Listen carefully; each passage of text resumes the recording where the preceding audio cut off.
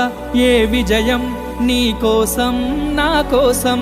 ఎటు పోదురా నువ్వు చేసిన కష్టం ఎప్పటికైనా సొంతం